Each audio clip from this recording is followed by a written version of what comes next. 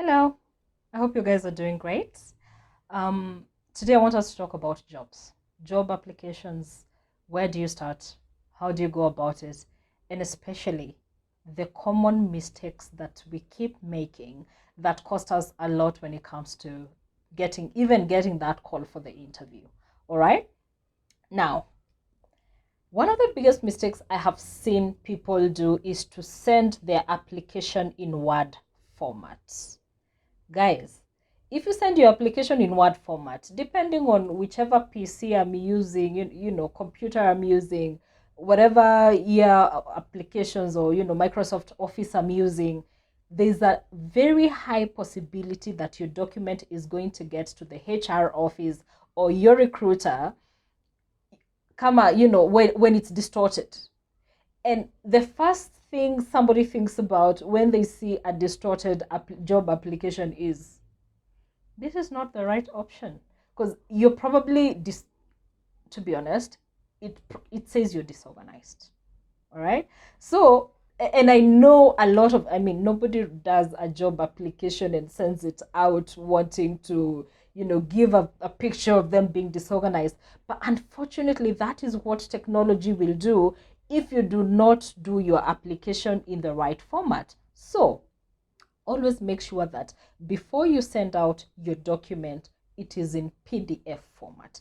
Unless somebody intentionally wants to distort the document, because obviously you can convert any document from PDF back to Word in whichever format. But ensure that at least when the document is coming from you, it is in PDF format so that it does not get to the recruiter when it's distorted. Okay? Now, your interview or your first interview, even before you get that shortlisting call, is actually your application. And I mean in terms of your the cover letter and the CV that you're going to send through email. For this reason, it's extremely crucial that you make sure that you write your cover letter and your CV in such a convincing way that nobody will have the reason, any excuse not to shortlist you unless they intentionally decide not to shortlist you. But guys, your CV and your cover letter must be convincing enough and so good that it has to get you right through the door, because that's the one thing you want to happen. You want an opportunity through that door. Now, once you get to that, to the interview panel, but then from there ni kujitetea. You really need to have the content. You really need to have the social skills, to be an easy person to have a conversation with. But of course, you have to know what you're talking about. And the reason why I say this, sometimes you can be an overconfident person who shows that you really know nothing. When you're talking to somebody, they talk a lot. It's easy to talk to them, but if you don't have content, what they're looking for, then it becomes difficult. So it's extremely important that you make sure that you know what the interview is about, what the position is, is asking for, what you're supposed to do, and also what that organization does in the first place. Okay. And please remember the name of the organization. I think one of the funniest interviews I have ever sat in is when we were interviewing somebody, and one, they did not know what the organization that they came to interview for does, and it was so unfortunate, because at that point, from that then on, I think the person did not expect that question would pop up, and from then on you could just tell that person just lost the morale. But guys, in the era of Google, imagine you have no excuse. Please, after you have done an excellent cover letter, excellent, CV or resume, and you have sent it, you've gotten that opportunity to sit in the interview, to sit with the interviewing panel. The least you can do is have information about that job position, and please start by knowing what that organization does, because sometimes you might even interview for a position that you will realize that organization and your principles just do not marry. So you, at that point, you're just like, okay, I can't do this job. It's not for me. All right. So that to save your time and the interviewing panel's time, please just do some homework. Yeah. Make sure you know what the organization you're applying for does. Now, another common mistake I have seen is somebody starting their email with or their cover letter to with whom it may concern. Guys, I hate to break this to you, but watu wako na shida mob. Like, people have so much on their plate, most of the time they are not concerned. So what the best option is to make sure that you are targeting that application to somebody.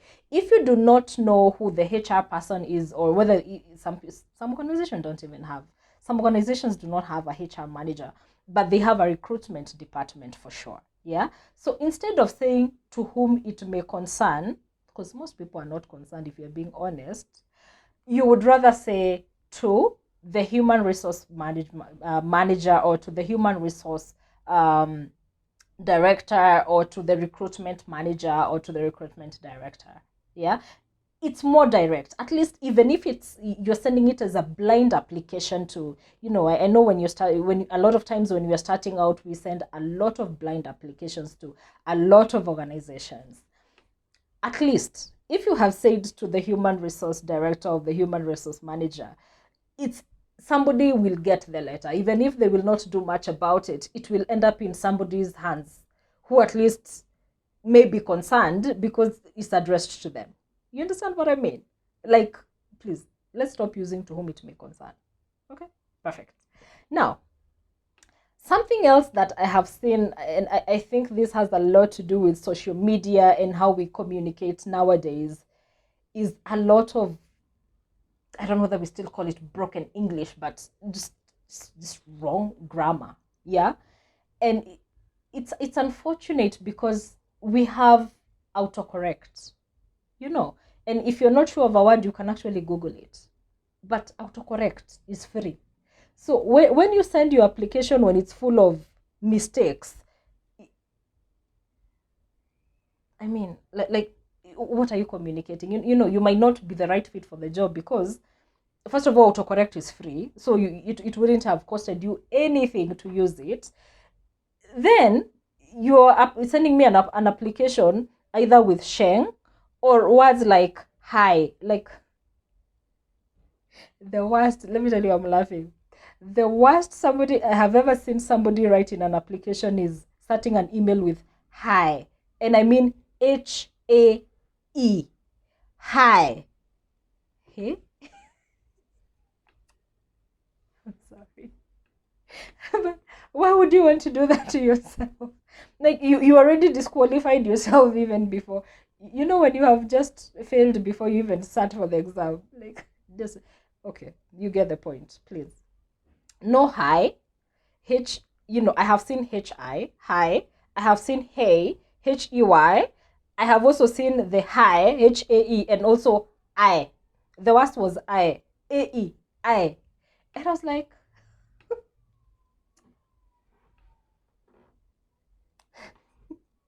let's just move on. Let's just move on. And nowadays we have a lot of platforms that you can use to actually send out applications. And I'm laughing about this because it's sad. I know it's absolutely sad, but it's also extremely funny because I do not understand how that gets beyond your own hands with such words, and another one was, especially in the era of LinkedIn. Please, guys, if you're looking for a job, I know personally it's one of my key target websites for looking for websites for jobs. LinkedIn. You can be able to network with people. You'll be able to just search and find people who are in organizations you would want to work for, and start conversations, and ask them, and just do some research on what those organizations do. Or sometimes you'll even, there are a lot of organizations that advertise on LinkedIn. So if you do not have an account and you're looking for a job, start there. However, the way you talk to people in the DM, in the inbox when you're looking for a job also, informs whether they will just shut you down or they will want to continue with the conversation.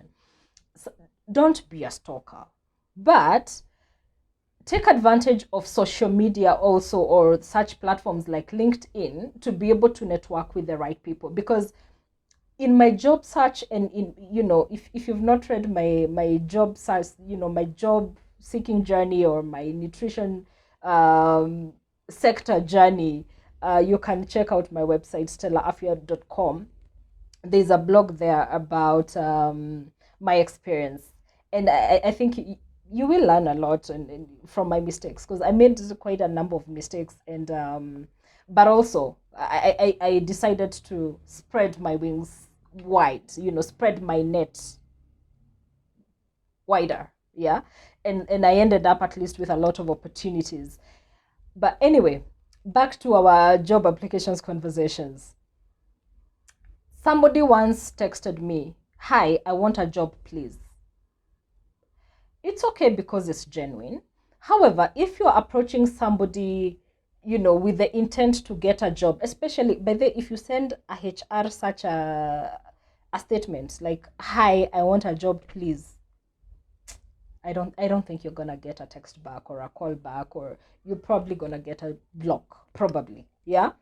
So the way you approach somebody in the DM determines whether they will continue to network with you, or whether if they had an opportunity, they'll want to give it to you. Okay.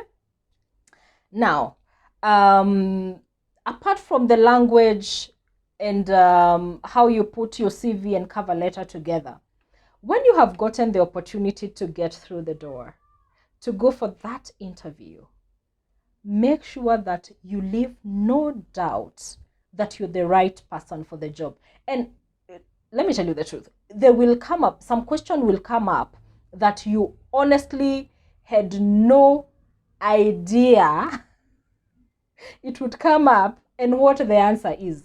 I have been there so many times, so many times. But this is how you approach it. First of all, you always make sure that you engage your mind before your mouth, because this kaogan here can be crazy. It can be very tricky, because if anything slips out, you cannot take it back. So if a question catches you off guard and you're not sure of what the answer is, or you honestly have no answer, yeah, you really have no clue, take a pause, so that helps you not to panic. Because a lot of times, if you ask the question and you don't, you're like, "Ooh, okay, I'm done for." And then you start remembering why you need a job, how desperately you need a job, blah blah blah blah blah. And you know what happens when you do that? You panic immediately, and from henceforth, it becomes a downhill journey. You just lose confidence, and it's even after that, hata maswali unajua, the answers too, you just forget. So if you're asked a question and you don't know, first of all, take a pause. It helps you to, just breathe in. Of course, don't do that. Just quietly take a breath in and out, so that you can relax a bit. Tell them, you can answer something like this. That's a great question. And that is an area I would want to learn more about. Unfortunately, I may not have at the moment enough experience about that, but I'm a fast learner. I am willing to read more about it, and I'm sure I can also learn a lot from your team regarding that particular topic. That is one way to respectfully say, at the moment I do not have an answer, but I'm willing to read more about it and to learn more about it, so that I can be more productive to your organization. Yeah. But please don't lie, like don't guess an answer, because if you guess an answer, by the way, and it's the wrong answer, and especially if you're confident and you're confidently giving the wrong answer, you will lose the job. You will lose the job, because there's nothing as dangerous as somebody who does the wrong thing with confidence. They are more dangerous than somebody who does not even know what they're doing. All right. Because now they'll be doing the wrong thing, and they have confidence that they're doing the right thing, but they're doing the wrong thing. You understand? So it's good to be honest, but your honesty should not be something like, "Okay, I don't know the answer to that." No, just Employ diplomacy. Most human beings, as hard as this is to believe, especially if you're in Kenya and you know the negative things that are happening and all that, even worldwide, most people have a soft spot. Most people are actually, deep down, most people are good and understanding. Not that they'll cut you a slack because you didn't know the answer, but it's good to just, that's how you learn. It's good to say when you do not know the answer to something, because you cannot be an arrogant person, or what I think there's a quote that says arrogant fool, and you do the wrong thing knowingly just because you don't want to appear that you're wrong. Yeah? Admit it, but say it very nicely and diplomatically, in a way that says, okay, I do not really have much experience in that area, and I may not have the answer right now, but even before I start this particular job, I will have made sure that I have done enough homework for me to actually know what I need to do. Okay? Now, the other thing is spelling mistakes. And I mentioned that earlier. I think that would be more of a repetition. But please don't send anything out with spelling mistakes. You have autocorrect for that. All right. Now, also when you get the opportunity through the door, and you sit with the interviewing panel, please don't panic and undervalue yourself. I have seen persons apply for a job where they probably should have been paid 100,000 shillings, but because they had no job, they at the moment were desperate to get anything, they quote a ridiculous figure like 40K or 30K, or way below, way below the even the pay grade of that particular organization. So guys, imagine, it's your life. It is your life, and it is your career. And I tend to guess that unless you're as crazy as I was a few years back, and I would change jobs even every 6 months. Guys, me, if I'm not happy, I'm not happy. If I'm not happy, I'm right through that door. Like, I'm off. But it's not always, those are some of the mistakes I've made that you should learn from. I'm not saying you need to stay in a place where you're not happy, but you also cannot, changing jobs also too often might indicate that you have either commitment issues, or maybe they will invest in you, because a lot of organizations invest in you in terms of training, in terms of especially if your CV does not have much job experience and you're skipping every 2-3 months, it might show that you really might not know who you are or what you want. Okay, so by the way, if you're not happy in a job, get the heck out of there. Like, leave. Okay, you only live once, guys.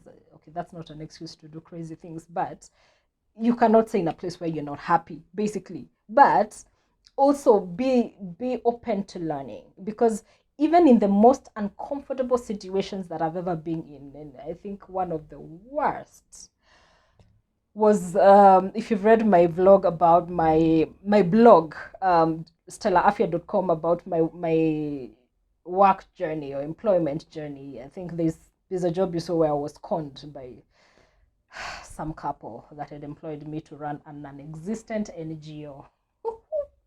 Guys, this job search is crazy. The multi-level marketers are not the only con people we have out here that will sell to you ideas, and they have some torn shoes and some shida. But anyway, that's not what this blog is about. I think we can do another vlog about my job search shenanigans and a few stories. But what I was trying to say is, make sure that you learn from every situation you find yourself in, because even the worst job you've ever done, even the hardest, like, I think my toughest job was probably the pharmaceutical industries. It's brutal.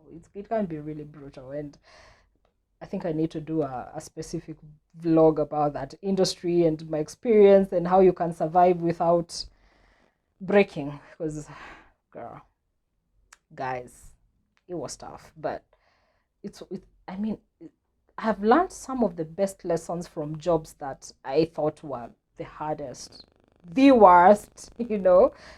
There's always something you can learn as long as you're open to learning. All right. So when you get through the door, back to the main topic of this vlog, when you get through the door, make sure that you don't sell yourself short. And the easiest way to do that, guys, is to, even if you don't have a contact for that particular organization, like for instance, if you're getting into an NGO, into NGO X, and maybe you have a former classmate or someone who knows somebody who is in NGO Y, you can ask for the pay grade for this other organization so that you can range. Otherwise, you might end up selling yourself too short, so you get a raw deal, or you give a figure that is way above what that organization is even able to pay. Okay? So I think for this particular vlog, I'm going to end it there. I will do quite a number of vlogs about maybe, I think, my job search situation, so that, some of you might be able to learn something from it. And yeah, feel free to leave comments in the comment section.